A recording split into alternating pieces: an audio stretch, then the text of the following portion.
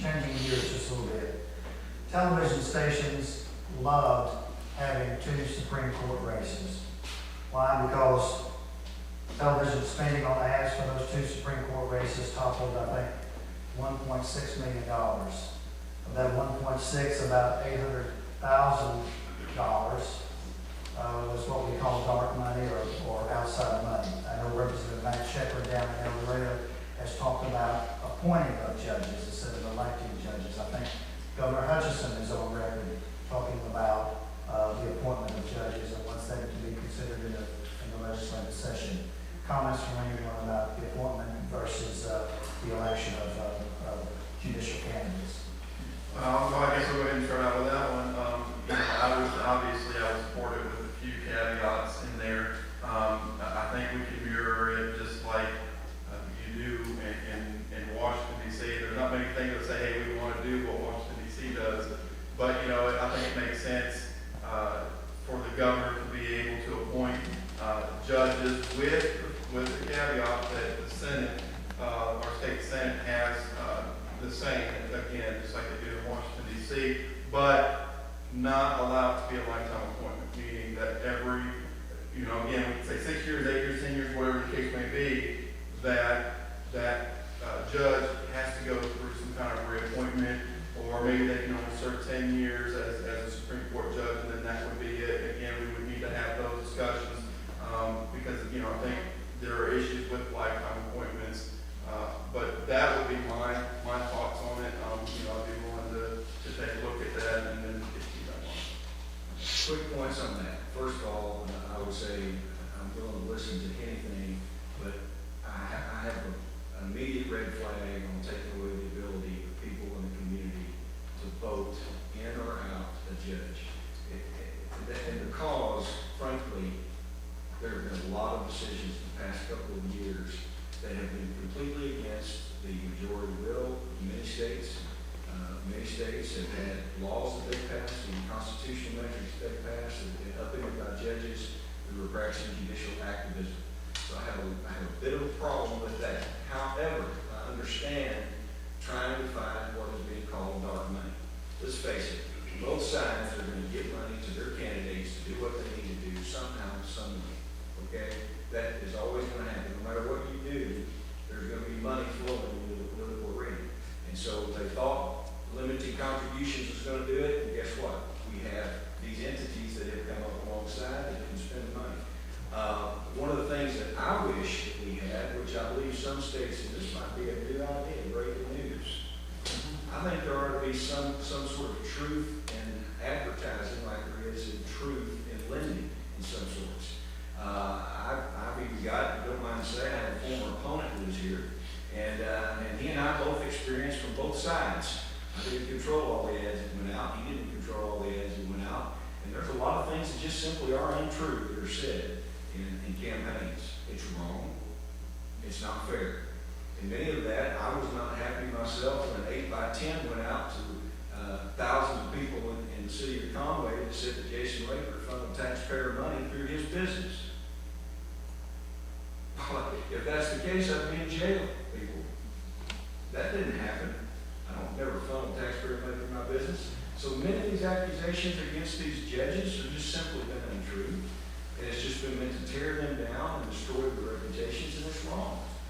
I don't know if appointing them is going to make that stop. I can tell you that if you think you're going to get rid of the politics, that's not going to happen.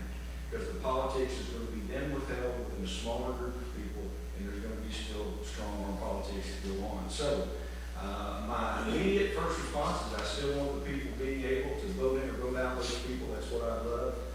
But I am willing to be open to some form whether maybe they come back and approve that appointment, which is the Missouri plan, which I think. But obviously, we need to have a higher standard in politics in general. Thank you. Anyone else? Representative Patterson?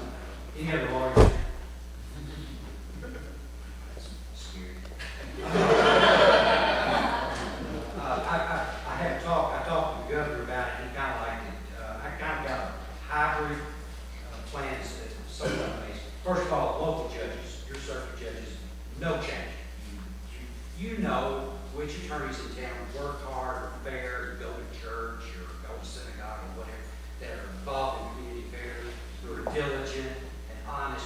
you know your local people. If you don't, all you gotta do is vote the person next to you, and they know. So, no changes on the circuit district court. District being your county-wide, city-type judges who handle cases like circuit judges, except no juries, and the amount they handle is considerably less, 40 or 50,000 is their limit. They handle the DUIs, the domestic batteries and things like that. When it gets to the circuit court, the Court of Appeals, we have two high courts, right? The Court of Appeals, which is elected on a regional basis, and the Supreme Court, which is elected on a statewide basis. I think that they ought to initially be appointed. I've sprung on the governor, either the governor do the appointment, or the Chief Justice, the Attorney General, the governor do the appointment, 2 out of 3, to put that person on the bench for not more than 6 years, and at 6-year interval, thereabout, they would stand for retention. And that's the Missouri plan as part of it. Now, yes, there's politics get involved, because now judges say, well, I'm going to get from retention next year. What if I go against my principles of what I know in the law, and I vote something that I know is going to be unpopular? So you may want to consider it, so you're not ever going to take politics out of it. I also suggested one other thing, instead of electing the Supreme Court Chief Justice, the other members of the court often appoint them for a 6-year term where they serve, because it's basically an administrative position, and I think that would simplify it.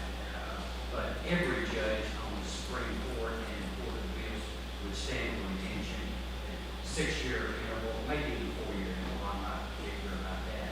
So it's a little bit of a modified plan is what I'm going to open for discussion. I am not locked into anything. I do hate taking away the vote of the people.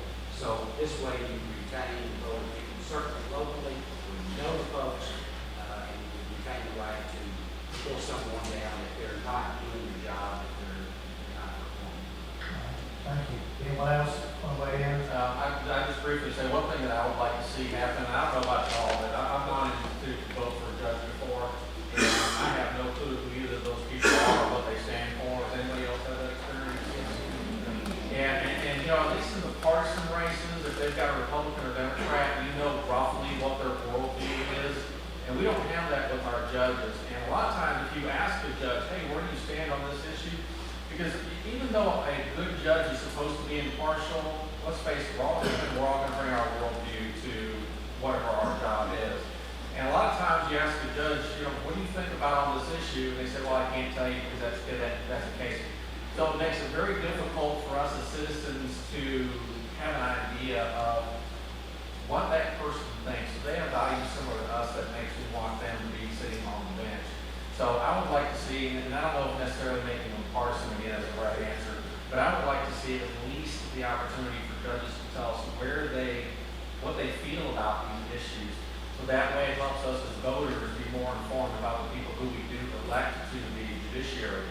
A couple years ago, we had the prosecuting attorneys. They were partisan, but the legislature made them nonpartisan. I was opposed to that just for that very reason. And so if we do think that's something that I'd like to see on the table, is the opportunity for more transparency from the candidates that are in those elections.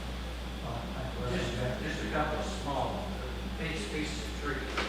Those of us that have campaigned before, it costs about $1 to contact a voter. When you mail or advertise or get signed, it costs about $1 for a copy. You say go up there. Yeah, my experience has been about $1. So, not that Conway. But just something that you'll know what's going on. There is a conservative movement going on in this country. Most of you know that. You see shift from Democratic voters to Republican voters. The term dark money originates from those folks in the Democrats Party because they are seeing more and more conservatives that are being supported for running for the bench. So I don't adopt that narrative.